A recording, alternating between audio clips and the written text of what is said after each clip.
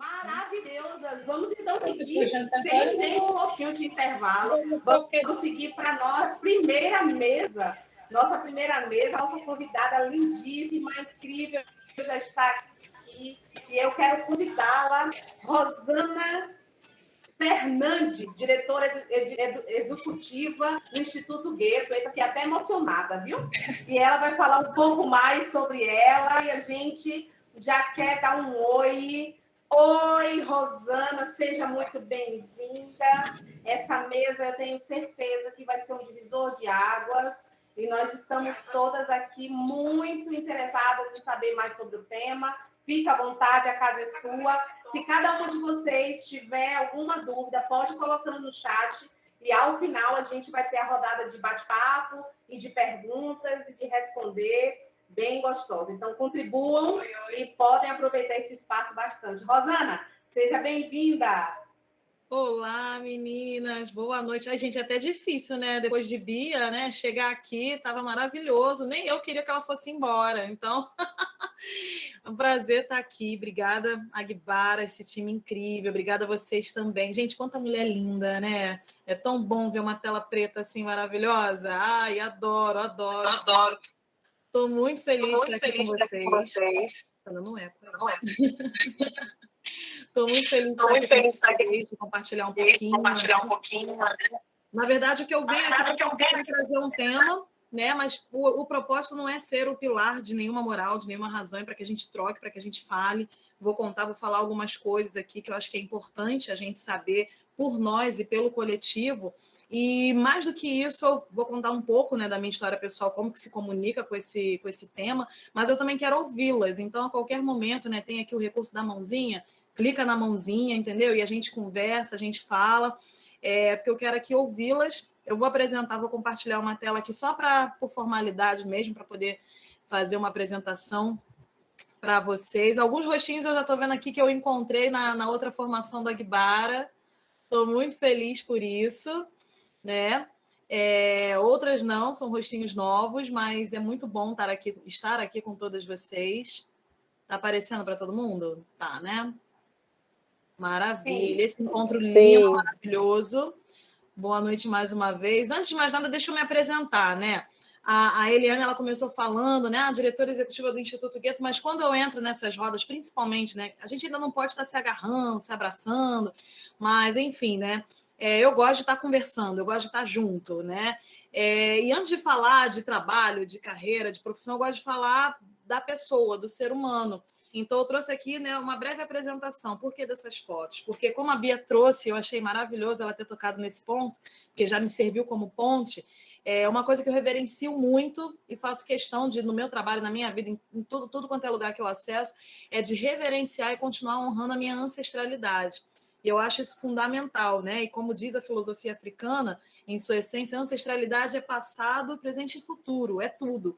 Então, quem eu sou? Eu sou essa mulher aqui que vos fala, tá? Neta da Persiliana e do Ladislau, esse casal que está ali na frente, ali no topo. Neta da Helena e do Mário. Eu não tenho uma foto do meu avô, infelizmente, né? Se perdeu, não cheguei a ter uma foto dele para poder digitalizada, para poder acrescentar aqui, mas eu sou neta com muito orgulho da Helena e do Mário, essa pretinha maravilhosa que vocês estão vendo aqui segurando uma rosa, é o amor da minha vida, já não está mais aqui, mas continua, né, presente na minha vida. Sou filha desse casal maravilhoso, Maurício e Regina, né, são as razões do meu viver. Minha mãezinha que também partiu recentemente, mas continua aqui viva no meu coração. E irmã desse preto aqui, ele é casado, tá, gente? Antes que alguém pergunte, já está casado, já tem 2 filhas.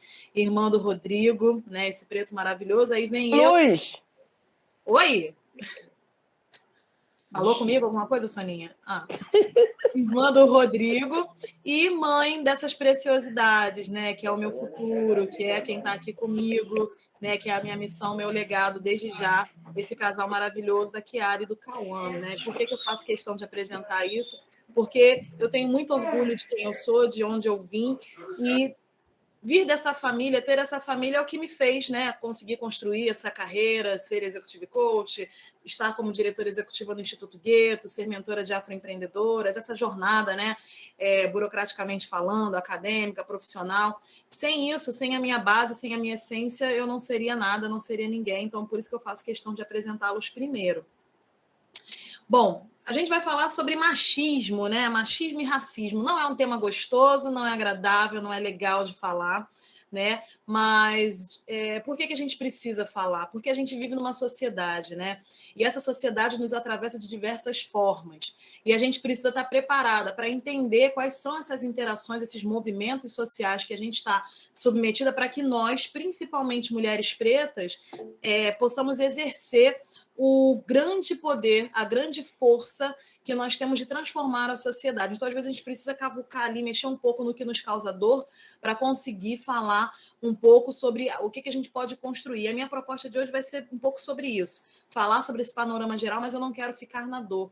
Eu quero falar dos problemas, do que nos atravessa, contar um pouco também da minha história, ouvir a história de vocês e, no final, conduzir isso para o que realmente importa, que é a nossa força, que é a nossa potência de mulheres que podem transformar esse mundo, essa realidade, né? E o que é o machismo, né? Algumas pessoas confundem, acham que o machismo é só o cara ser grosseiro, é só ele destratar uma mulher, mas é muito mais do que isso, né? Ele se manifesta de diversas formas, são opiniões, são ideias, é forma de socialização, né? É a produção da subjetividade, e nesse ponto eu quero falar sobre produção de subjetividade, especialmente para os homens, e aí a gente fazer o nosso recorte aqui para os nossos homens pretos, né? Porque assim como a gente vive numa sociedade que o machismo ele fere muito mais a nós mulheres pretas, a gente também precisa entender o todo, né? Ele atravessa todo mundo. Então, quanto mais a gente endossa, quanto mais a gente não confronta, quanto mais a gente não debate, não fala sobre isso, a gente está fortalecendo essa construção de subjetividade opressora, né, que se manifesta através do preconceito, que coloca a figura do masculino contra a figura do feminino, e aí, né, cria essas dinâmicas de poder, de governo, de que um tem que ser superior ao outro, de que tem que estar em guerra, tem que estar em combate o tempo todo. E aí isso gera o quê? Gera exatamente esses movimentos de opressão, de violência, e a gente vê o retrato disso no nosso dia a dia, né? De silenciamento nosso, de abafamento das nossas histórias, das nossas verdades.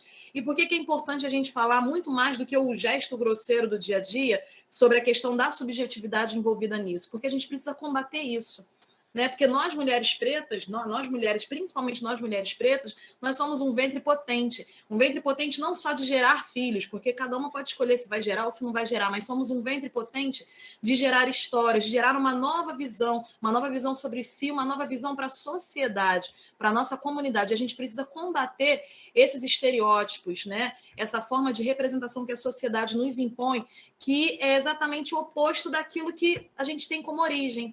Qual é a nossa origem? Que às vezes a gente se desconecta. É a origem do poder feminino e do poder da matrigestão, que vem lá de África, que vem da nossa essência, que vem da nossa cultura, da nossa filosofia de vida, independente do aspecto religioso que cada uma pregue, né? Que cada uma aceite, que cada uma prefira. É muito importante a gente entender que os valores, né, que a gente carrega inconscientemente falando lá de África, que a gente precisa se reconectar com eles sempre, esses valores são os valores que podem transformar essa sociedade. O poder realmente está nas nossas mãos. E é nisso que a gente tem que focar. Porque a sociedade que a gente vive, né, ela criou isso a partir de 1700 e lá vai fumaça. Antigamente não existia nem esse discurso de essa categorização de homem e mulher, né? Isso foi criado propriamente falando que a mulher, né, que os órgãos sexuais dela, o corpo, o gênero feminino, era uma inversão do masculino, colocando o masculino exatamente como centro da referência, quando que na realidade não é.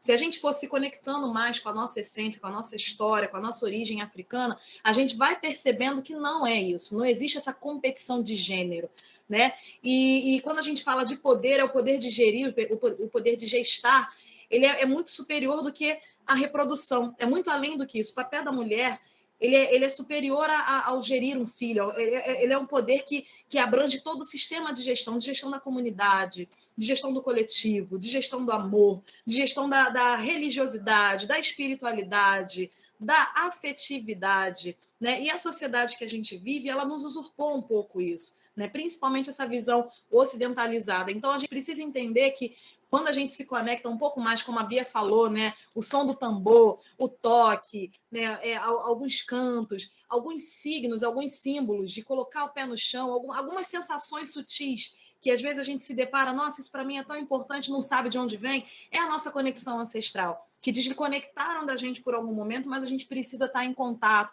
estar aqui nesses movimentos coletivos para que a gente não se perca, para que a gente continue juntas. E essa união permita a gente manifestar a verdade que está lá dentro de nós, né? Porque, na verdade, todas nós mulheres somos portais, somos centros vitais de vida, né? De geração de vida, de geração de uma subjetividade coletiva, porque a matrigestão é um gerenciamento coletivo, é você olhar para o outro, é você cuidar do outro, é você entender exatamente o que é o Ubuntu. O Ubuntu é um sentimento que, na sua essência, ele nasce da junção da força do feminino com a força do masculino. E quem tem, né, ao longo de toda a nossa existência, quem tem essa preciosa missão de conduzir, de ensinar, de educar, né, em sua origem, isso já correndo pela gota de sangue que circula por dentro de nós, né, é a mulher. E a gente aprende isso, se conecta cada vez mais com isso quando a gente reconhece a nossa verdade, que todos nós procedemos de uma Iá, né? Todas nós somos advindas da realeza, né? E essa realeza também masculina, ela também advém do feminino. E todo rei, por mais, né, a figura masculina interpretada hoje como masculina, todo rei, ele também advém de uma mulher. Então, na nossa essência, a gente tem aí a dupla potência, né, o duplo poder do feminino, porque até mesmo a genética, tentando trazer para a ciência, né, até mesmo a genética que gera ali o gênero masculino, ele sempre carrega um feminino junto. Assim como o feminino carrega duplamente feminino. Então, a gente tem essa força maior ainda, e a manutenção da ancestralidade é o que nos conduz, é o que pode nos conduzir para combater essa visão, né, socialmente imposta de que há uma competição, de que precisa haver uma competição. Né? A gente precisa entender que o elemento feminino ele traz essa potência, essa partilha. Todas nós temos esse elemento feminino, todas nós temos essa força, né, duplamente reforçada dentro de nós, seja pela religiosidade, seja pela espiritualidade ou simplesmente pela genética. É importante isso. E a gente precisa se desvincular, decolonizar, né? Descolonizar a nossa mente cada vez mais para poder entender que esse cenário de rompimento, de violação, de configurar a mulher, né? O feminino frágil, o sexo frágil, isso não nos representa. Se você quiser ser delicada, você pode ser delicada. Se você quiser ser forte, você pode ser forte. Né? Não precisa apenas vestir esse estigma de que você tem que ser subserviente, que você tem que ser submissa. Né? Você pode optar em alguns momentos em estar à frente de batalhas, assim como você pode optar também em descansar, em escolher outros caminhos, em gestar, em gerir uma família, ou em gestar, em gerir um negócio, em gestar e gerir um empreendimento, uma comunidade, uma coletividade. Né? Então, a gente precisa entender e viver cada vez mais essa força múltipla que essa nossa conexão ancestral ela nos traz. E aí eu quero trazer aqui algumas figuras, né? Falando sobre poder preto, feminino e matrigestão, para nos auxiliar exatamente na construção de uma nova visão de subjetividade. Acredito que praticamente todas vocês devem conhecer, né, essas essências femininas, esses exemplos, e eu trago aqui alguns, e também vocês podem trazer outros, né, da própria vida de vocês, do nosso dia a dia, para que a gente consiga também estar reforçando. E é importante a gente contar histórias, narrativas, as nossas histórias, as histórias da nossa família, né? Eu coloco aqui Oxum porque, enfim, Oxum é tudo na minha vida, né? Ela que segura as pontas de quem eu sou, né? Que me mostra qual é o grande e o verdadeiro poder de ser fértil em todos os sentidos, não apenas fértil na fertilidade do sexo feminino, mas na fertilidade de ideias, de pensamento, de união, de conexão. E a essência dela é isso, né? É o amor na plenitude num todo. Assim como eu trago também o exemplo de Teresa de Benguela, que é exatamente esse contraponto, né? Ela foi a grande líder ali do Quilombo do Quariterê, e conseguiu construir uma sociedade toda que resistiu durante muito tempo, na base também da força, na base também da disciplina, da luta armada, da luta militar, também da construção e do reforço de valores, né? E é uma figura que vale muito a pena. Nossa história tradicional brasileira não conta, não fala muito sobre essa mulher, nas escolas a gente não aprende muito sobre essa mulher, mas é fundamental a gente, né, falar sobre ela, reconhecer essa história e reconhecer essa multiplicidade que está em Teresa, que também está dentro de cada uma de nós. Essa mulher que era forte, que era líder, né, que era gestora, que era matrigestora, que comandava uma comunidade com um braço forte, que quando precisava pegava a mão, metia a mão na arma, ia para a guerra, ia para a batalha, mas ao mesmo tempo cuidava dos seus, né, fortalecia a sua cultura. Teresa é isso, assim como Luísa Marim, né, que é um grande exemplo também que a gente tem de revolucionária, que foi a mãe aí de Luiz Gama, que trouxe aí, enfim, inúmeras conquistas para o nosso povo preto, lutou pela libertação de muitos escravizados, e Luísa também comandou diversas revoltas. Ela jamais aceitou se submeter, né, ao jugo escravagista e sempre esteve ali no fronte de batalha. São exemplos que muitas vezes roubam de nós, né, não falam sobre elas para nós, e a gente precisa reverenciar, né, a história dessas mulheres, assim como a gente também precisa reverenciar a nossa história, a história das pessoas que a gente ama, de quem a gente vem. E aí, por que agora eu vou voltar a fazer um contraponto? Vou até parar de compartilhar aqui. Eu vou fazer um contraponto um pouco com a minha história pessoal, né? Falando sobre a luta do contra o machismo e a luta também contra o racismo. Eu mostrei para vocês ali a foto da minha família é fundamental na minha vida, sem eles eu realmente não seria nada. E se tem uma mulher que, para mim, assim, todas elas são muito especiais, mas antes mesmo, né, do meu pai conhecer minha mãe, e, enfim, eles me gerarem, uma mulher, para mim, que é exemplo de grande força e de combate ao racismo, ao machismo, é a minha avó Helena, aquela linda, maravilhosa que estava segurando a flor. Depois eu mostro a foto para vocês de novo. Mesmo sem saber, mesmo sem ter consciência, né, dos atos de rebeldia que ela praticou, né, na época dela, a minha avó, ela, né, trabalhou durante grande parte da vida dela como lavadeira, né? Ela veio do interior de Minas Gerais com meu avô paterno, andando, né? Vieram andando de Minas para o Rio. Eu nem sei como eles aguentaram uma jornada, né? Ela era a filha mais velha, veio acompanhando ele, e eles chegaram aqui no Rio do zero para começar uma vida. Então foi uma vida sempre muito humilde, né? O meu pai, ele nasceu dentro do Morro da Mangueira, né? Lá no Buraco Quente mesmo. E quando meu pai nasceu, disseram para minha avó que ele não ia resistir, né? Que ele parecia um ratinho. Ele nasceu com poucos meses, nasceu um pouco prematuro, né? E aí ele coube numa caixa de sapato. E aquela minha avó, ela não aceitou, né, que dissessem essa história para ela. Ela não aceitou esse destino, né, que ela perderia o filho e tudo mais. Ela lutou por isso e trabalhava como lavadeira, trabalhava passando roupa para fora, trabalhava fazendo comida, trabalhava fazendo 1 milhão de coisas. Mas ela nunca desistiu desse homem tão especial que hoje, né, é o meu pai. Eu tenho a honra de ser filha dele. Ela nunca desistiu. Durante um período da vida dela, ela trabalhou em casa de família, e era naquele regime que hoje a gente sabe que é análogo à escravidão, né, que ela não tinha folga, não tinha descanso, era 24 horas por dia, e passou inúmeras humilhações, até que chegou um momento em que os empregadores dela, né, um casal branco e tudo mais, eles simplesmente quiseram pegar, né, o meu pai para criar, e aí começaram a falar na cabeça dela que ela não tinha condições, que ela era muito humilde, ela não tinha educação, ela não tinha, né, e eles poderiam dar uma vida melhor para ele, poderiam dar uma vida melhor, um futuro, educação, fazer dele um médico, um dentista. E a minha avó, com aquele amor, né, maior do mundo, e com aquela certeza de que ninguém jamais poderia gerir, matrigestar, né, a família dela da melhor forma do que ela, mesmo diante de todas as dificuldades, ela simplesmente disse não, e no ato de rebeldia saiu de lá com a roupa do corpo e com meu filho, meu pai nos braços, e foi construir a vida, né? Passou por inúmeros percalços, foi para inúmeros locais, viveu em lugares muito precários, né? Passou por vários alagamentos, perdeu tudo diversas vezes na vida, mas nunca desistiu, né?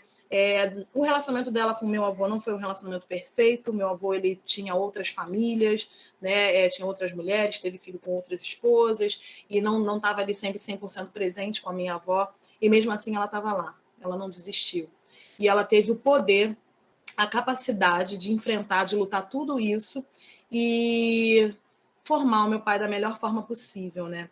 Hoje eu posso falar para vocês com muito orgulho que, se tem uma pessoa, um ser humano, que me faz acreditar, né, na nossa habilidade, enquanto mulheres pretas, de comandarem o nosso destino, de mudar o destino da nossa sociedade, combatendo o machismo, uma pessoa que me inspira muito é a figura do meu pai, porque o meu pai é o meu maior parceiro de vida, né? Meu maior parceiro de vida, e é uma pessoa super especial. E se tem alguém que não é, né? Não comete, não repete, mesmo quando se equivocou em algum momento da vida, mas reconhece, volta atrás, pede desculpa, pede perdão e me ensina todos os dias e ensina os meus filhos todos os dias, é o meu pai.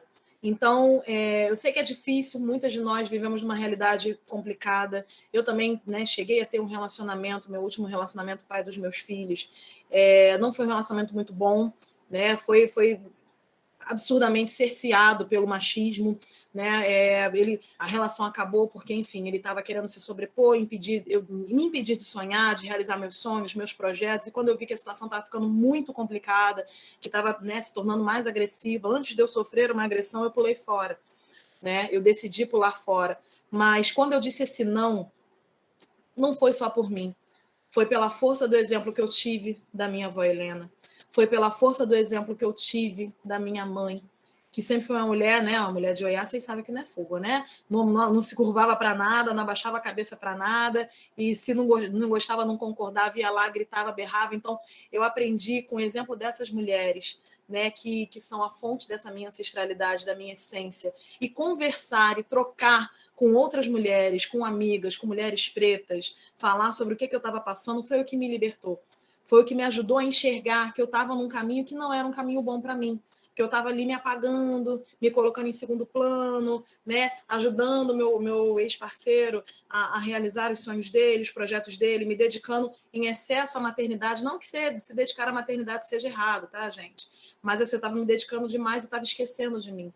Mas o que me resgatou foi a força do poder da matrigestão, a matripotência, a força feminina, a força principalmente das mulheres pretas que estavam ao meu redor. Porque nesse processo de me descobrir e me redescobrir como mulher preta na jornada de vida, como mulher preta na minha jornada também de trabalho, né, que eu também trabalho com isso, com essas questões, né, étnico-raciais, junto às empresas, prestando consultoria. Então, me conectar com histórias, ouvir, falar sobre o que eu estava sentindo, sobre o que eu estava vivendo, foi o que me libertou. E eu acredito muito que a nossa força juntas, o nosso poder do coletivo é capaz de transformar essa realidade, né, do machismo. E quando a gente vai falar sobre machismo, uma perspectiva que eu quero trazer aqui, vou compartilhar de novo para vocês, é exatamente o seguinte: a gente precisa entender que tanto nós quanto os homens pretos da nossa família, da nossa comunidade como um todo, todos nós somos oprimidos, porque a hierarquização da opressão, ela nos recorta, ela nos fatia cada dia mais. Então a gente precisa entender que, para a gente combater o racismo, é importante a gente lutar pela nossa essência. Então a gente precisa reconhecer, né, a força maravilhosa das nossas iás, a força maravilhosa dos nossos babás, né? Reconhecer que na nossa essência ancestral não existia essa hierarquia, né? A essência da iá, a essência do babá é diferente, elas se complementam e a gente precisa aprender cada vez mais a se complementar e a não querer se sobrepor, né? Porque relacionamentos tóxicos, né? Às vezes a gente se coloca nesses relacionamentos, às vezes a gente se permite também ser tóxico um para o outro, uma para outra, ou até mesmo para os nossos parceiros. A gente precisa refletir o quanto que dessa toxicidade está sendo de fato reflexo daquilo que nos atingiu, daquilo que nos marcou, e quanto que a gente entender que são forças que se complementam pode nos empoderar, pode nos ajudar a combater. Babá, iá e babá são formas de chamar, né? Mãe, pai, né? No Yorubá, né? No idioma Yorubá. Então, a gente pode chamar, né, as mães, né? As mães a gente chama de iá e babá, né? Daí que vem a essência também, né? Que deriva, né, a palavra Ialorixá, né? Dentro do culto de Candomblé, ou Babalorixá, ou Babalaô, também no culto de Fá, no culto do Candomblé. Então, iá e babá é uma forma carinhosa da gente chamar, né, o pai, a mãe. E quando a gente vai conhecendo um pouco mais da nossa história, um pouco mais da nossa essência, um pouco mais da nossa verdade, e vai valorizando que na África, né, na nossa filosofia mãe, não existia essa competição, que as forças se complementam, mas a gente consegue se fortalecer, né, e combater exatamente isso. E aí eu trago aqui para vocês de novo, né, essa foto, que é exatamente para esse momento que eu estava falando sobre a história da minha família, né? E não foi fácil, né? Eu convivi num relacionamento abusivo, extremamente machista. Não foi fácil para mim sair dele, eu permaneci durante alguns anos, né? Não passei por violência física, mas passei por todos os outros estágios de violência, violência emocional, psicológica, material, financeira, passei por todos esses estágios. Eu sei o quanto não é fácil a gente se ver, a gente se reconhecer, mas a gente trocar, né? A gente conversar, a gente falar sobre as nossas histórias e revisitar as histórias das nossas antepassadas, dos nossos antepassados, nos permite nos conectar com a nossa verdadeira essência, com entender que quando a gente escuta a história da outra, quando a gente escuta a história do outro, a gente consegue ver exatamente o que a gente não toleraria se fosse o outro, né? E aí a gente para e se dá conta de que a gente consegue, né? Nossa, isso não está fazendo sentido para ela. Eu jamais admitiria isso. E para você, o que você está admitindo, né? E mais do que o que a gente está admitindo ou não, como que a gente pode mudar, confrontar essa realidade, né? É o que eu quero agora tratar com vocês. E eu quero exatamente pedir, né, para vocês abrirem os microfones, falarem um pouco sobre isso, sobre essa experiência de vocês, como é a vida, o que vocês acreditam que pode ser exatamente um ponto de ação que coletivamente a gente pode reconstruir e mudar essa história, porque ninguém nasce só com sangue de um pai ou da mãe. Todos nós, toda a nossa essência, todos os nossos corpos são partilha, são comunidade, são ancestralidade. E a gente precisa se apoderar cada vez mais dessa força, dessa ancestralidade para conseguir combater no dia a dia, né? Essas opressões, esses julgamentos, essa forma de dirigir e governar do machismo, para reconstruir e tomar posse do nosso poder, né, de matripotência, de matrigestão. Oi, suburbana, pode falar, meu amor. Boa noite. Sou suburbana porque meu nome é Ana Paula, né? Então, é um trocadilho.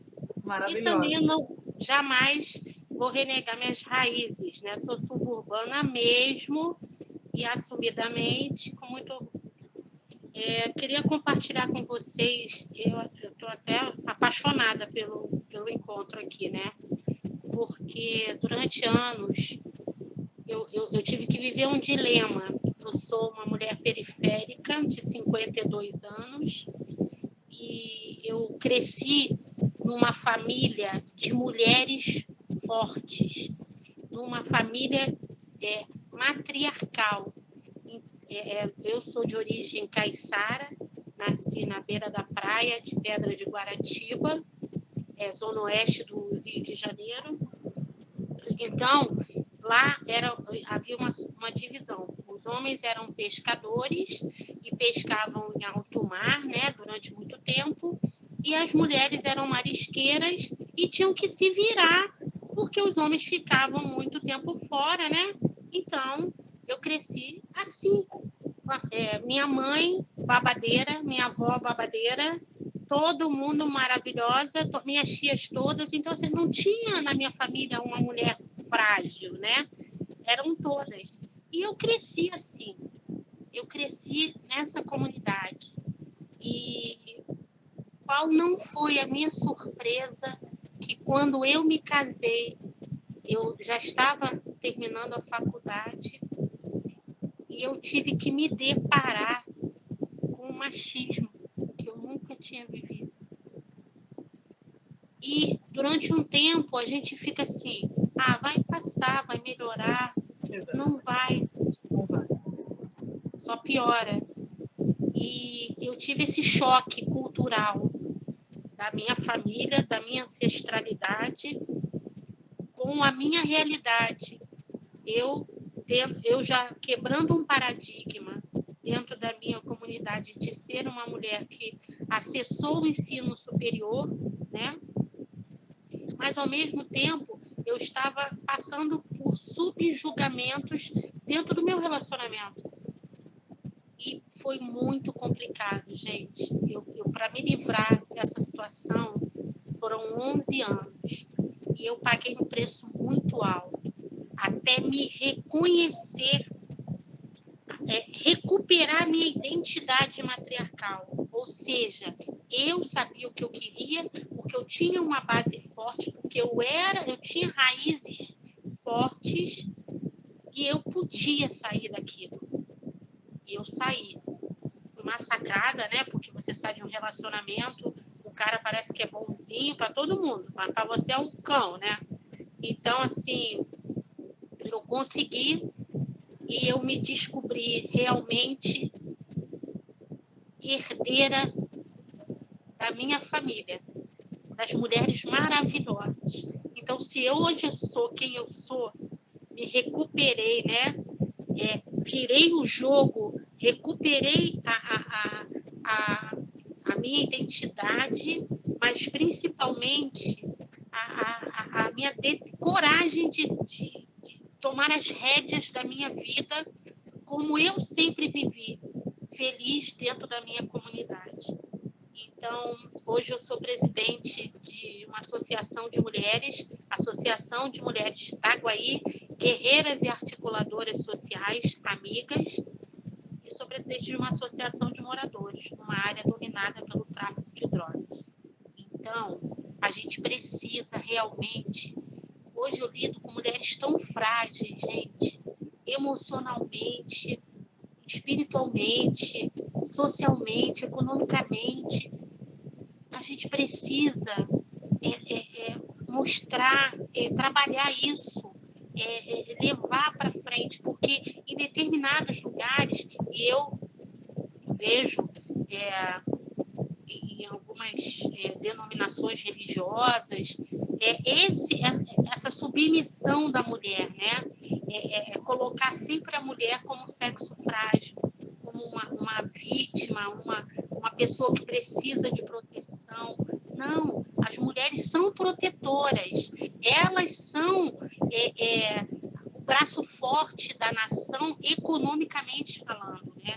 Então, somos nós que trabalhamos, seja lá catando marisco, seja hoje eu sendo gestora de projetos sociais, sendo eu hoje especialista em direitos humanos, saúde e racismo, seja na beira do fogão, seja em qualquer lugar.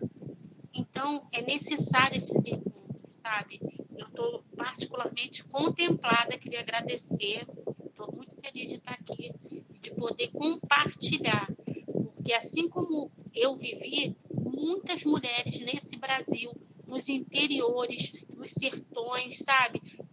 Nas beiradas da praia, enfim, seja onde for, as mulheres passam por isso. Um beijo. Ana, maravilhosa, um beijo enorme, obrigada por você ter trazido o seu relato. É exatamente sobre isso, né? O ponto que eu quis trazer de reflexão, exatamente sobre isso, né?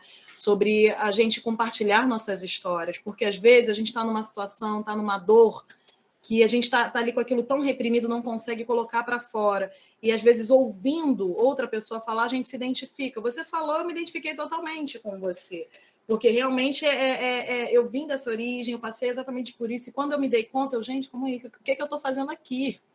Mas eu só me dei conta, né, do que eu estava vivendo e como eu estava me afundando a partir de uma conversa que eu tive com umas amigas, né? E aí, nessa conversa, eu lembro, até minha amiga, ela falou que foi fazer uma viagem de trabalho, e quando ela voltou, o marido dela e tal, teve uma discussão com ela, porque foi perguntar que calcinhas que ela levou para a viagem. E aí, nisso que ele foi perguntar que calcinha eu levei para ver. Como assim? Ele foi lá e abriu a mala para ver que calcinhas, porque para ver se eram calcinhas muito sensuais, que não sei o que lá. Que ele estava tendo uma crise de ciúme. E aí ela me falou como que ela reagiu, que ela não tolerou, que ela teve uma briga feia com ele e tal, não sei o quê. E quando ela me falou isso, gente, que absurdo, que isso, não pode, eu ia dar na cara dele e tal. Só que aí, depois que eu falei isso, eu fiquei pensando, nossa, toda vez que eu me arrumo para sair, para ir na rua, né? Na época com o meu ex-parceiro, ele vinha, disfarçava, me abraçava e passava a mão assim no meu corpo para poder sentir o que eu estava usando por baixo. Sabe? E aí, tipo, algumas roupas, eu nunca fui de usar roupa extremamente curta, mas assim, se eu colocava um short, se eu colocava não sei o quê para ir para um determinado lugar, no calor, aí ele, isso não está muito bom em você, não. Experimenta aquilo ali. Sabe? E aí sempre vinha assim, sabe? E aí depois a situação foi ficando cada vez pior, mas foi a partir dessa conversa, dessa troca com as minhas amigas que eu me dei conta do que eu estava tolerando e onde que eu estava me afundando, e uma série de outras ações, atitudes, impedimentos, tentar me atrapalhar no trabalho, aparecer no meu trabalho, seguir, etc e tal, ficar enchendo o saco para que eu não falasse com determinadas pessoas, e aí tudo foi somando, e aí foi, sabe, aquilo foi ecoando, o ouvir outras mulheres sobre isso foi ecoando no meu ouvido de tal forma, né, porque naquele momento a gente, né, que tem uma família muito forte, né, essas matrizes gestoras muito fortes, muito potentes, a gente pensa assim, eu não vou nem conseguir falar com elas que eu tô aceitando esse tipo de coisa, né? Então é difícil até a gente conseguir se abrir. Então, ter esses espaços seguros, onde a gente se encontre, onde a gente fale, ou simplesmente que a gente sente e escute outras histórias, faz total diferença, né? E quando a gente vai se conectar com a essência africana, né? Hoje não vai dar tempo também, né, de falar sobre isso, mas acho que depois até coloca aí, Eliane, Meninas do Agbara, um encontro para a gente falar sobre mulherismo africano, mas aí é um outro tema, né, que aí a gente consegue trabalhar bastante sobre essa questão, que é um debate, é um tema, né, diferente do feminismo, né, porque existe o feminismo negro, né, e existe mulherismo africano, que vale um ótimo debate. Hoje eu não dou conta de falar sobre isso aqui com vocês, né? Não tem como, o tempo não dá e a gente não dá conta de falar, mas é exatamente sobre essas diferentes perspectivas que a gente precisa ter, né? Porque quando a gente fala sobre a força africana, a referência africana não é aquela mulher, né? A dona de casa Eva, né? Quando a gente fala de visão africana, de realidades diferentes, se a gente for levar um pouco para o lado, não confrontando, tá, gente, questão religiosa, não é esse o objetivo, mas usando os contos, né, os contos, as conversas, as histórias que as religiões contam, a gente consegue ver diferentes narrativas. Quando a gente vê, por exemplo, a narrativa de Eva, né, que foi a mulher que trouxe o pecado, o que isso traz para o nosso subjetivo? Que a mulher é a causadora de problema.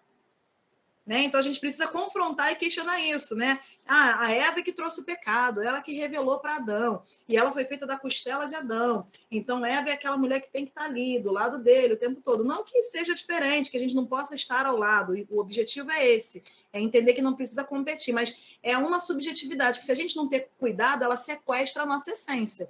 Por quê? Porque diz que é a que causa problema, é a que causa conflito, é a que causa contenda. Se a gente for ver no relato, por exemplo, dos judeus, né, existe a figura de Lilith, né? Lilith foi a primeira mulher, teria sido, né, de acordo com esses contos, a primeira mulher antes mesmo de Eva, e ela teria sido expulsa do paraíso exatamente porque ela não quis aceitar as regras impostas. Então, a Lilith, entre aspas, seria a primeira feminista, né, do rolê aí do mundo, né, dentro desse padrão filosófico.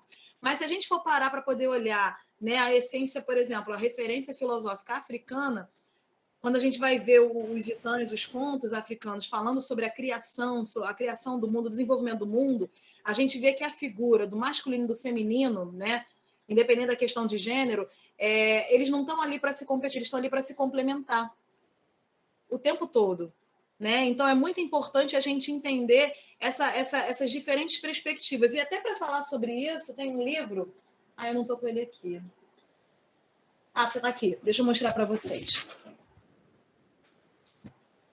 Não é jabá, tá, gente? É porque vale a pena a leitura mesmo. Que é do Renato Nogueira, algumas de vocês devem conhecer, Mulheres e Deusas, né? Que fala exatamente sobre as diferentes leituras sobre o ser, sobre a figura feminina. Né? E eu recomendo muito porque traz essas perspectivas, essas histórias que eu estou contando aqui por alto, né? Por causa do tempo mesmo, estão aqui detalhadinhas e é uma delícia de ler, é gostosinho, tá? E é maravilhoso, e Renato também é um homem incrível, né?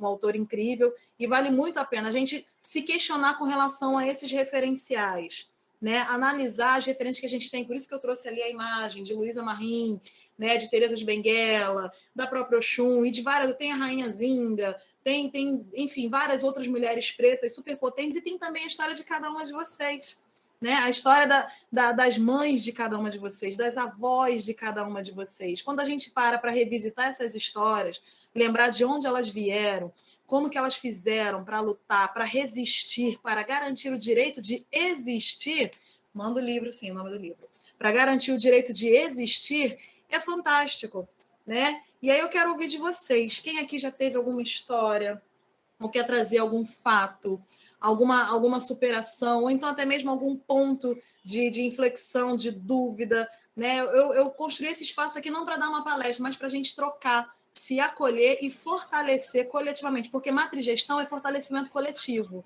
Não é uma mulher fala, uma mulher manda e ela, né, governa tudo. É a gente se alternar no exercício do poder, no exercício do gerir e gerir coletivamente. Aí eu quero saber de vocês, meninas. Alguém quer compartilhar alguma história, alguma verdade ou algum desafio pessoal nesse espaço que é seguro, que é nosso, que é para troca? Vou escrever o nome do livro aqui enquanto isso.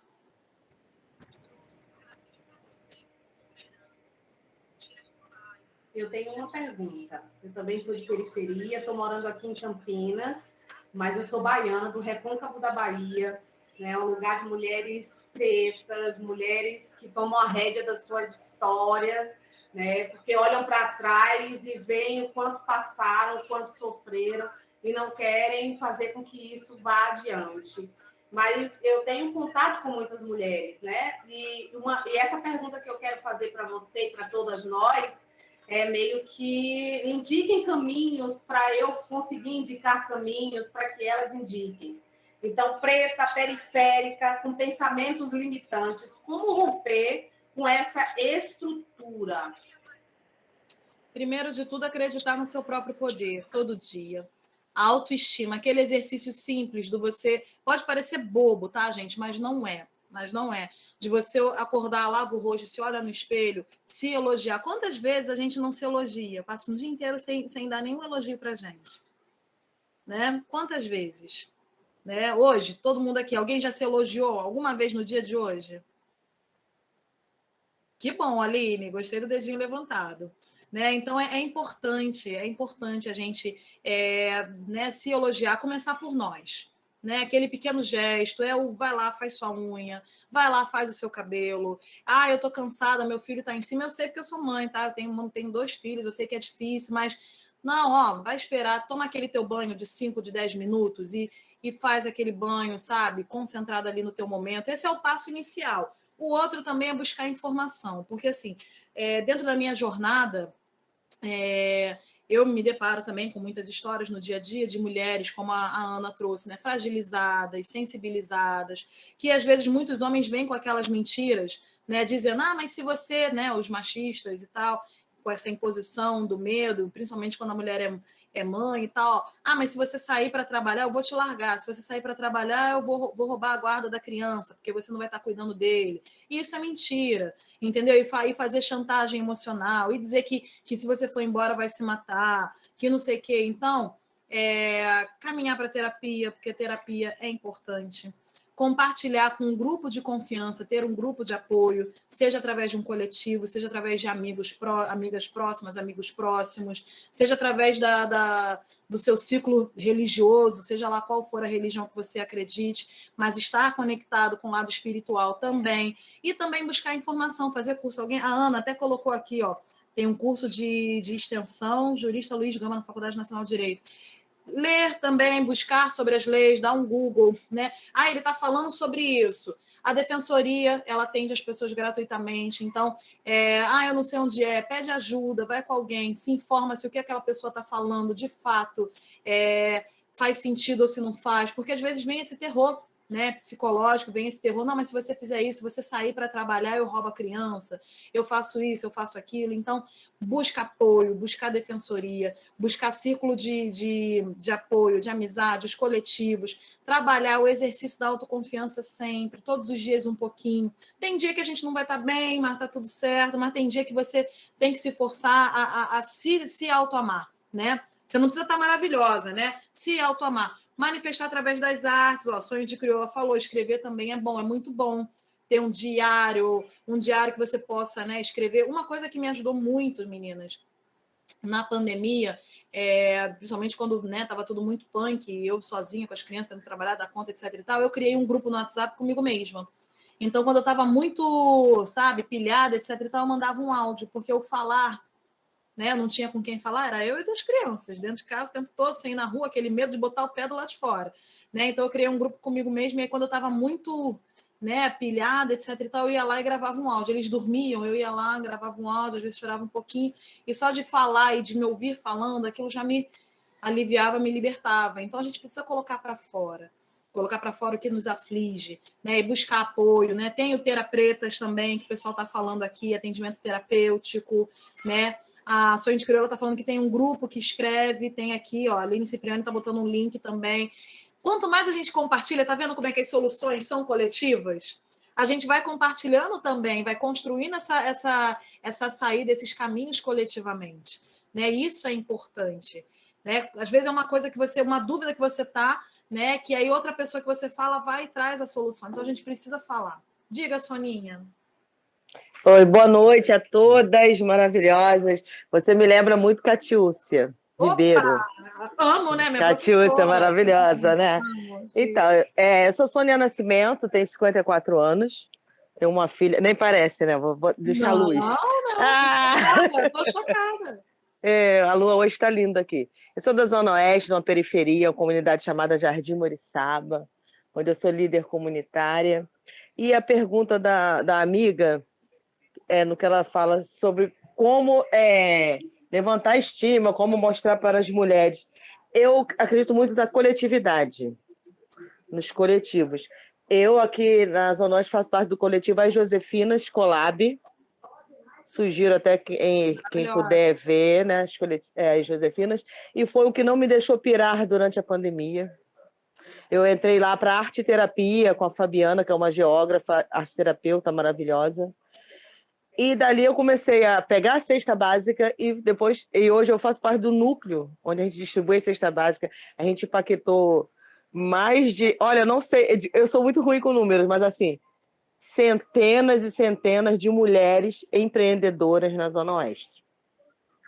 Onde a gente tem cursos de mentoria, escola de negócios das Josefinas, e eu comecei a empreender um pouco antes da pandemia, que eu sempre fui do trabalho formal, mas o machismo, o racismo me deixou quase que louca no meu último trabalho. Eu fui saída na realidade.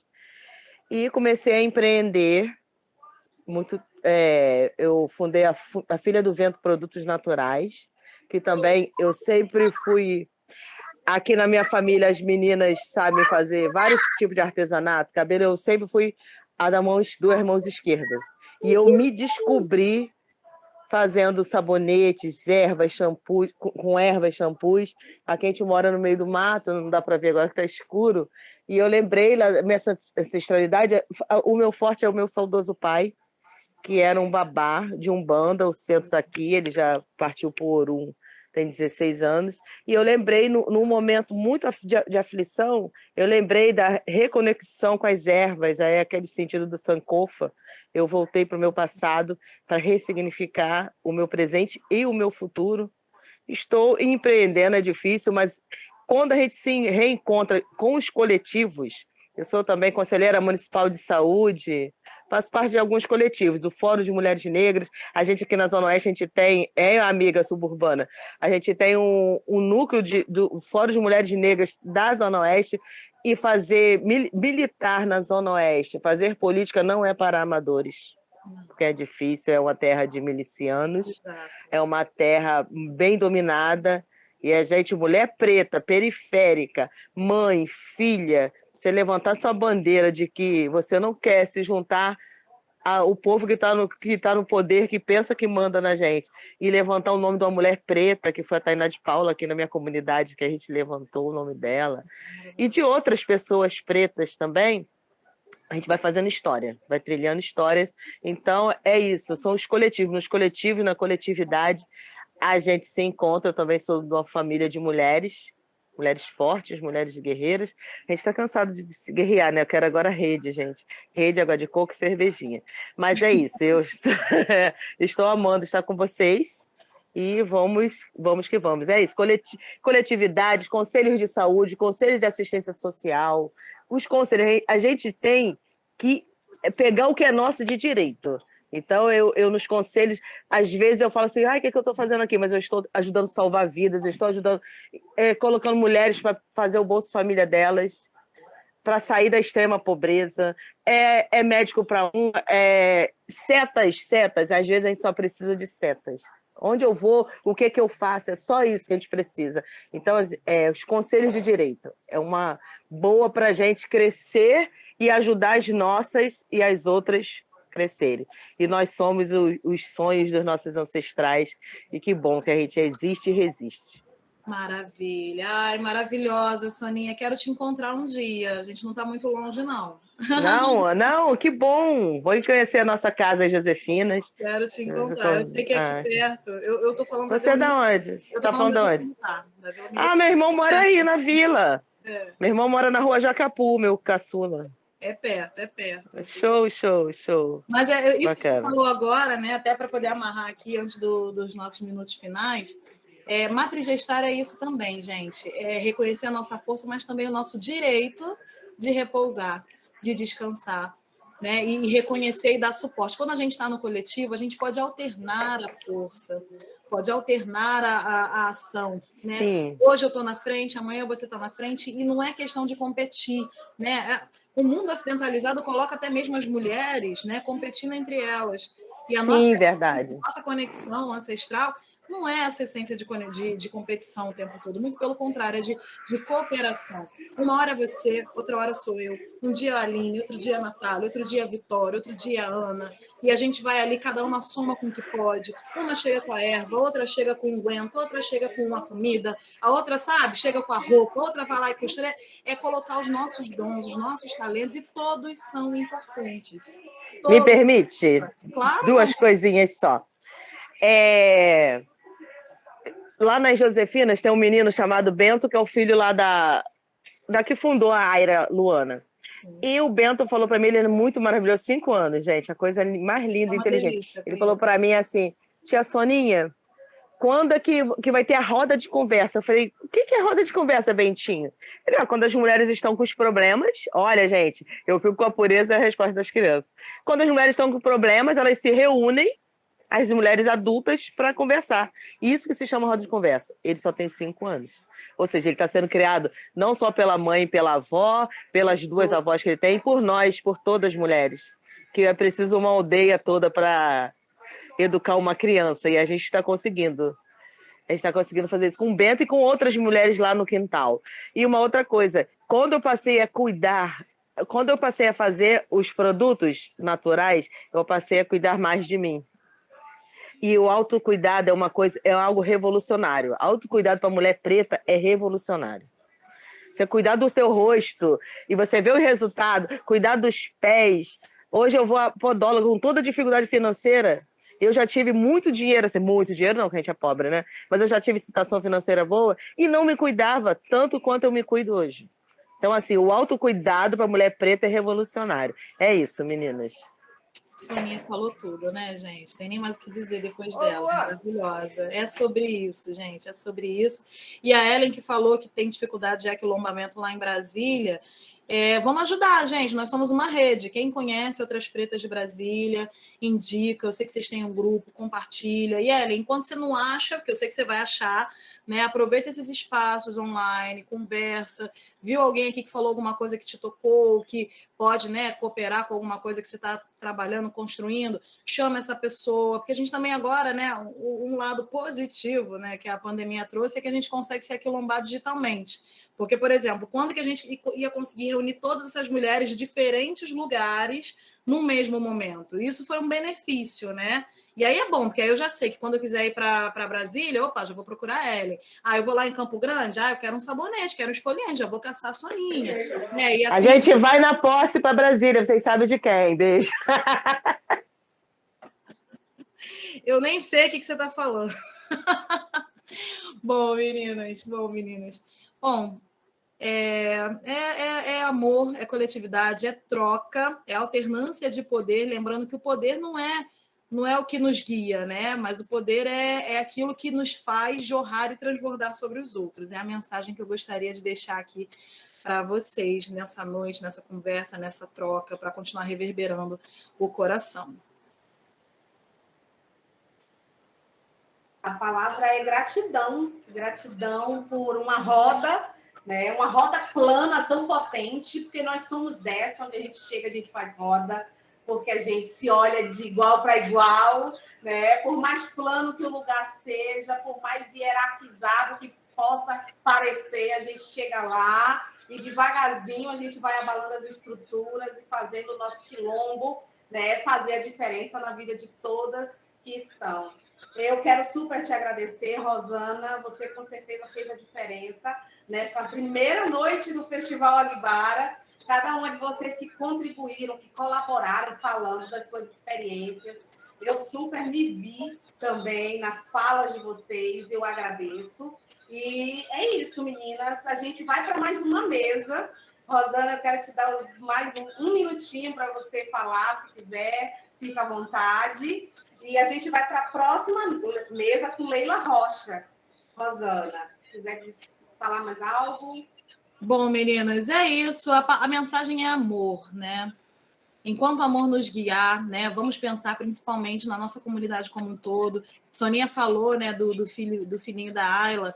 E eu acredito muito, assim, eu não comentei, vou falar agora, deixei para o final mesmo, que a melhor de todas as soluções é a gente trabalhar nos nossos meninos pretos, nas nossas crianças pretas. Porque se tem uma forma melhor da gente acabar com o racismo, de fato, é a gente transformar a visão. Agora, imagina esse menino, que delícia, né? Ele já reconhece a importância, o quanto é fundamental para as mulheres ter esse momento de troca, né? Ter esse momento de partilha. É uma criança que daqui a pouco é um adolescente, é um jovem, né? Casa, se relaciona, e aí no seu relacionamento vai entender o espaço do outro, vai respeitar a necessidade do espaço do outro. E a gente, se é isso que a gente quer para a gente, caso a gente não tenha passado por essa situação ainda, se é isso que a gente quer para a gente, é o que a gente acredita no mundo, então vamos jorrar esse amor, principalmente, para não reproduzir. A mulher, ela não pode ser machista, né? Mas ela pode acabar reproduzindo essa subjetividade construída, né, pela sociedade. Então, que a gente combata todos os dias esses vieses que jogam sobre nós, né, da gente entender que papel de um é papel de um, papel de outro é papel de outro, meninos vestem azul, meninas vestem rosa. Vamos quebrar essas subjetividades, acabar, porque isso só atrapalha. Né, educar criança para ser criança. Na cultura iorubá não existia nem essa questão de gênero, de homem, de mulher, não existe esse negócio de menino, de menina. Criança era criança. Né? Então, era lido como criança. Então, que a gente consiga trazer, né, aos poucos, se reconectar com toda a verdade, com toda essa essência ancestral e nos guiar pelo amor. Né? Que o amor que a gente quer receber e a gente merece, a gente consiga jorrar e transbordar, principalmente sobre as nossas crianças. E aí, quando é nossas crianças que eu falo, não é só o seu filho, sua filha, sua sobrinha, não. São as crianças da sua comunidade. Quando a gente puder se encontrar pessoalmente, né? São as crianças ali que a gente conseguir juntar, que a gente consegue matrigestar ali no coletivo, colocando todas elas juntas, né? E a questão do autocuidado que eu vou deixar aí, que tem gente, né, para falar mais sobre isso, né, e vai falar super bem para vocês. Eu super recomendo que o auto-amor, né, é o melhor dos caminhos, é o melhor dos cenários, quando a gente se ama muito e está ciente da nossa força, do nosso poder, né, da nossa potência, a gente consegue transbordar isso para todo mundo, para todas as pessoas ao nosso redor. E caso alguém esteja passando por alguma dificuldade, algum processo, né, que o machismo está te marcando, está te recortando, está fatiando o seu coração, não deixe de partilhar, não deixe de falar. Escolha o momento, escolha a pessoa, mas coloque para fora. A gente não precisa carregar essas dores sozinhas. E quando a gente bota para fora, a gente se liberta. Tá? Desejo muito amor. Quem quiser falar comigo, quem quiser manter contato, vou deixar aqui, ó, o Instagram, @empreendedoria, né? Quem usa LinkedIn também, meu LinkedIn é Rosana Fernandes. Vocês conseguem falar diretamente comigo, tá? Fiquem à vontade, vai ser um prazer conhecer mais das histórias, das verdades, das batalhas, das lutas, das conquistas, porque a gente também tem que compartilhar e partilhar nossas vitórias e as nossas conquistas, tá? Não vamos só falar do lugar de dor, vamos pensar no que a gente pode fazer coletivamente, o que a gente pode fazer juntas. Estou cansada? Ai, não, deixa eu chamar a Aline. Aline, toca hoje para mim? Amanhã? Não, eu toco para você. Vamos chamar a Lauriane. Lauriane, hoje você me ajuda? Eu te ajudo. E a gente vai se alternando. E assim a gente vai vencendo e construindo o mundo que a gente merece e que todo mundo quer. Maravilhosa! Vamos fazer um barulho para ela, mulheres. Abre esses microfones aí. Vamos, vamos.